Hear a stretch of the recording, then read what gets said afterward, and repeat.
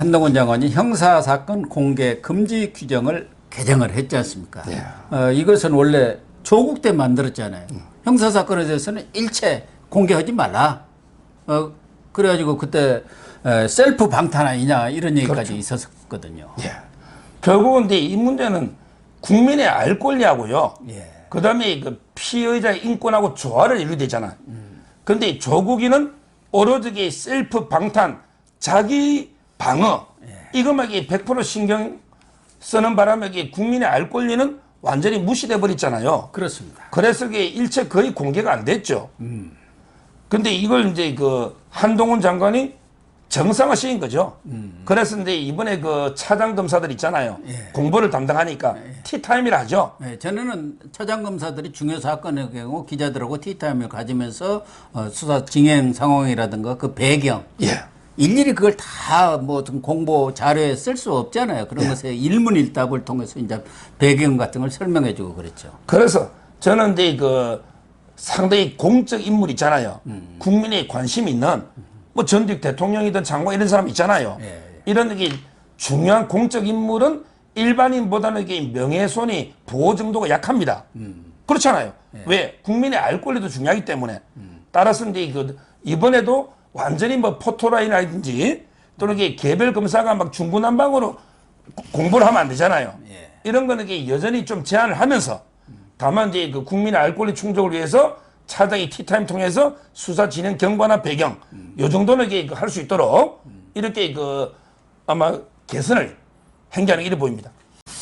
그런데 뭐 저는 국민의 알 권리 그런 보장 차원에서 중요한 사건의 경우 특히 공인으로서 국민들이 알아야 할 사항에 대해서 이렇게 적절하게 차장검사 수준에서 이 티타임을 갖고 설명을 해주는 것은 참 잘한 일이다.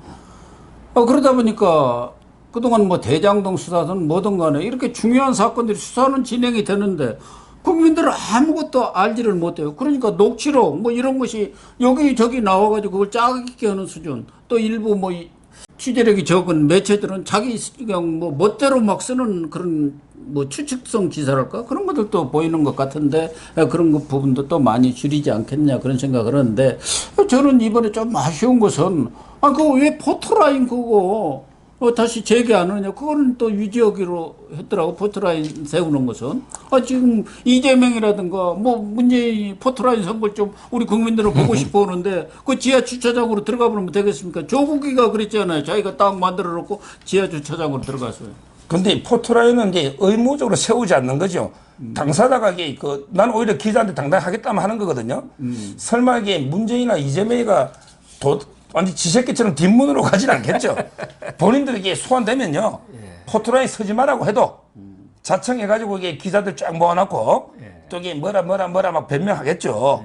뭐 저는 뭐 포토라인은 이제 제 개인적으로는 뭐 전직 대통령이든 중요한 사람들은 좀 이게 세울 필요도 있는데 근데 그거 뭐 강제로 안 세워도 본인들이 알아서 서겠다는 사람도 있거든요. 그렇죠. 뭐 오히려 이런 식으로 이게 맡겨놓으면 되지 않을까 이런 생각이 듭니다. 그런데 깜깜이 수사라고 우리가 흔히 이렇게 비공개를 해버리니까 기자들이 저도 뭐 경찰이고 어디고 다 출입을 해봤습니다만은 청와대도 마찬가지고 청와대의 경우도 저희들이 출입할 때는 무조건 뭐 비서관실이고 뭐 수석실이고 찾아가서 바로 들어가고 뭐 손님 없으면 그랬는데 지금은 이제 미리 연락을 해갖고 허가가 떨어져야 들어갑니다만은 지금 대통령실도 아마 그런 체제가 아닌가 그렇게 보여지는데 그렇습니다. 사실은 이 경찰서를 출입하든 검찰을 출입하든 기자로서는 그러한 그 수사를 담당하는 수사관이라든가 검사나 경찰관을 만나야 이 공보관을 통한다든가 또 전문 공보관이라고 지금 합니다만은 차장 검사를 통해서 이렇게 브리핑을 받으면은 자기들한테 유리한 내용만 이게 브리핑하는 경우가 많고 그렇다고 해서 이 경찰이라든가 검찰 수사가 늘 공정하게 진행되는 건 아닌 경우가 너무 많잖아요. 권력의 압력에 따라서 우리가 문재인 정부 때 봤지 않습니까? 그러니까 자기들 유리한 것만 이렇게 언론한테 리리스를 한다 이 말이에요. 알려주니까 이게 잘못된 거거든요. 그래서 직접 접촉이 가능한 게 아닌데 그것도 지금 또 다 막았더라고요. 그러니까 저도 이제 박사님 말씀에 뭐 전적으로 공감하고요. 그다음에 그 한동훈 장관이 윤석열 대통령하고 되게 업무보고 독대를 하죠. 네, 독대를 합니다. 근데 꼭 제가 하나 그 한동훈 장관이 방송을 많이 보니까 제가 하나 말하면요. 사면입니다. 사면. 내일 그게 그 한동훈 장관이 아마 윤석열 대통령하고 근데 그 사면도 이야기할 겁니다. 네. 저는요. 꼭 해서는 안 될 사람이 3명 있다 봐요. 한동훈 장관께 잘 생각해야 돼요. 윤 대통령도 마찬가지입니다. 꼭 이게 사면 복권하면 안 될 사람 3명이 첫째 김경수. 김경수 지금 김경수는 근데 그 수사가 미완입니다. 아직 김정숙이나 문재인 수사도 안 됐고요. 이 김경수를 지금 이게 그 오래 사는 것도 아니에요. 김경수가 그렇게 그 옛날에 법정 구속대가 77일 있다가 또 이게 나와 있다가 다시 들어갔는데 예. 만기가 이게 내년 2023년 5월입니다. 예, 그렇죠. 2023년 5월. 이 말은 이게 1년 가까이 남아 있는 거예요. 그러면 이게 1년 좀 더 사는 거잖아요. 아직 김경수가 뭐 고령이 아픈 것도 아니고 많이 사는 것도 아니에요. 최소한 이게 3분의 2 이상은 살아야 되는 2년이면 따라서 이게 김경수는 절대 이게 그 사면해 줘서는 안 된다. 그 다음에 두 번째 안 될 사람이 정경심. 정경심은 이게 만기가 2024년 6월입니다. 박지원이는 뭐 사면해야 한다고 그러고 2024년 6월이면 이것도 이게 절반밖에 안 사는 거예요. 예. 4년 중에.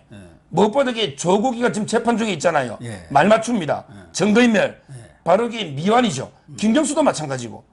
정경심이 사면하면 안 됩니다. 예. 그 다음 마지막으로 이게 가석방은 해줬지만 지금 이게 사면 복권해달라고 난리치는 게 이석기. 이석기 있잖아요. 예. 이 복권해주면요. 복권해주면 이게 정치 제기합니다. 2024년 출마하죠. 그리고 이게 자유민주 체제를 완전히 전복시키려는 이 완전히 간첩 중에도 이게 이런 간첩이 없어요. 이런 게 이석기를 사면해가 복권해가 정치적으로 이게 풀어준다. 그러면 이게 자유민주 체제의 중대한 해악이 됩니다. 예, 따라서 그렇죠. 이제 윤 대통령이나 한동훈 장관 사면 복권할 때 3명 김경수, 정경심, 그 다음에 이석기 3명 꼭 안 된다는 걸 제가 다시 한번 말씀드립니다. 그런데 뭐 이명박 전 대통령에 대한 사면에 대해서는 뭐 윤석열 대통령도 여론 뭐 이런 국민의 정서를 얘기는 했습니다만은 미래지향적으로 봐야 한다 이런 것으로 봤을 때는 뭐 사면이 거의 확정적이 아닌가 이런 생각도 드는데 이 김경수에 대해서는 이재명 측에서는 별로고 친노 측에서는 지금 이재명을 상대할 뭐 이렇게 구심점이 없다. 지금 문재인이가 그나마 믿는 사람은 김경수인데 그 사람이라도 좀 내주면은 이재명을 좀 당내에서 앞으로 이제 당권을 쥐더라도 이쪽에서 반격할 수 있는 좀 주도권을 가지고 할 수 있는 사람이 김경수니까 좀 풀어주면 어떻겠느냐 뭐 그런 것 같아요. 그러나 그건 이제 정치적 이제 정무적 판단이고 저는 이번에 뭐 여러 차례 얘기도 했고 뭐 언론에도 보도가 됐습니다만은 이재용 삼성전자 부회장, 신동빈 롯데그룹 회장 등 경제인에 대해서는 좀 폭넓게 지금 경제가 어렵지 않습니까? 그 사람들이 활동할 수 있는 영향을 좀 이렇게 부여했으면 좋겠어요. 그 사람들 발목 잡아가고 득되는 일이 뭐가 있습니까? 지금 이게 이재용 부회장은요. 지금 이게 복권해준다고 하는데 이거 의미 없습니다. 이미 이재용 부회장 국정농단 말 있잖아요. 다 이게 살고 끝난 거예요. 이거 해주면 뭐합니까? 지금 이재용 부회장이 그 삼성물산하고 제일모직 합병하는 거 있죠. 예. 그때 이거 뭐 말도 안 되게 분식회가 신세 조정했다. 그때 기소심의위원회에서 기소하지 마라 그랬잖아요. 예. 근데 그때 문재인 정권에서 기소했지 않습니까? 이거 공소 취소해야 됩니다. 지금 이게 과거에 다사는 거 복권해주면 뭐예요? 지금 이재용 부회장이 일주일에 4번씩 재판받고 있어요. 그러니까. 별건으로. 예. 이게 기소하지 말아 했잖아. 그때 심의위원회에서. 예. 말도 안 되는. 또 이게 앞으로 또 수사할 거예요. 뭐냐면 삼성물산의 100% 자회사 웰스토리라고 있거든요. 이게 삼성그룹의 급식을 도맡았는데요. 또 이걸 갖다가 압수수색 해가지고 또 이재용이 또 잡아야 하려고. 이런 식으로 이게 해서는 안 됩니다. 저는 이재용 부회장에 대해서는 과거의 복권은 너무나 당연하고 그리고 이게 지금 진행 중인 재판 기소인 거 또 이렇게 앞으로 수사할 것도 저는 이게 당연히 멈춰야 된다. 이렇게 기업을 옥죄해서 이게 어떻게 하겠냐 말이에요. 이렇게 보고 뭐 이명박 대통령에 대해서 말할 것도 없죠. 그 당연히 저는 사면복권 해야 됩니다. 그 좌파 여론에 따라갈 필요가 없는 거예요. 지금 이게 우리 자유우파 보수에서는 사면 여론이 압도적이거든요. 당연히 사면복권 해야 된다 봅니다. 그렇습니다.